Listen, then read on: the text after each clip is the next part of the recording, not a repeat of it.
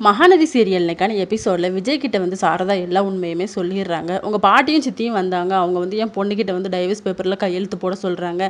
நீங்கள் தான் சொல்லி அமுச்சு விட்டீங்கன்னு சொன்னாங்க அப்படின்னு சொன்ன உடனே எனக்கு இதுக்கும் எந்த சம்மந்தமும் கிடையாது. நான் சொல்லவே இல்லை. எனக்கு இது தெரியவே தெரியாது அப்படின்னு சொல்லிட்டு நாங்கள் கூட நம்பினோம். ஆனால் என் பொண்ணு வந்து நம்பலை அப்படிங்கிற மாதிரி சொல்கிறாங்க. ஏன்டி உனக்கு கொஞ்சமாச்சும் அறிவு இருக்கா? அந்த விஷயத்த வந்து நீ என்கிட்ட சொல்ல வேண்டியது தானே அப்படின்னு சொல்லிட்டு காவேரி கிட்ட வந்து விஜய் எகிர்றாங்க.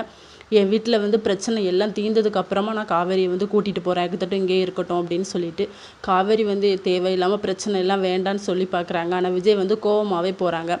இன்னொரு பக்கம் அஜயோட அப்பா வந்து வீட்டுக்கு வராங்க. அப்போ தாத்தா வந்து டென்ஷன் ஆகி நீங்கள் எதுக்குங்க வரீங்க, விஜய் கண்டா கத்துவோம் அப்படின்னு சொல்லிட்டு நான் தாங்க வர சொன்னேன். ஒரு வாரமாக அவர் வந்து ஹோட்டலில் சாப்பிட்டு அவருக்கு வந்து வயிறு ஒத்துக்கலை, நான் தான் கூட்டிகிட்டு வர சொன்னேங்க அப்படின்னு சொல்லிட்டு அப்போ கரெக்டாக விஜயும் வந்துடுறாங்க.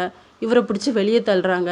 உனக்கு என்ன பைத்தியமாடா ஆகிப்போச்சு, எதுக்கு இப்படி பண்ணுற அப்படின்னு சொல்லி கேட்கும்போது நான் நம்பின எல்லாருமே என்ன முதுகில் குத்துறாங்க அப்படிங்கிற மாதிரி சொல்லிடுறாங்க. தாத்தாவும் பாட்டி என்ன வார்த்தைடா பேசுகிற அப்படின்னு சொல்லிட்டு ஆமாம் நான் சொன்னேன்னு சொல்லிட்டு நீங்கள் வந்து டைவர்ஸ் பேப்பரில் போய் சைன் வாங்க போனீங்களாமே அப்படின்னு சொல்லி ஆமாடா அதுக்கு இப்போ என்ன அப்படின்னு சொல்லி பாட்டியும் கேட்குறாங்க. எதுக்கு பாட்டி இப்படி பண்ணீங்க, காவேரி இல்லாமல் எனக்கு லைஃபே கிடையாது அப்படின்னு சொல்லிட்டு உன்னால் நிம்மதியாக வாழ முடியாதுடா, பசுபதி வந்து ஒன்று தொந்தரவு பண்ணிக்கிட்டே இருப்பான், நான் எப்படியாவது உன் பேரை சொல்லி அங்கே டைவர்ஸ் வாங்கிட்டு இங்கேயும் அவள் போட்டுட்டா உனக்கு என்ன அப்படின்னு சொல்லி டைவர்ஸ் வாங்கிடலான்னு தான் பார்த்தேன் அப்படின்னு சொல்லிட்டு ஆனால் அவர் வந்து டென்ஷனாக கத்திக்கிட்டே இருக்காரு. இதோட இன்னைக்கான எபிசோட் முடியுது.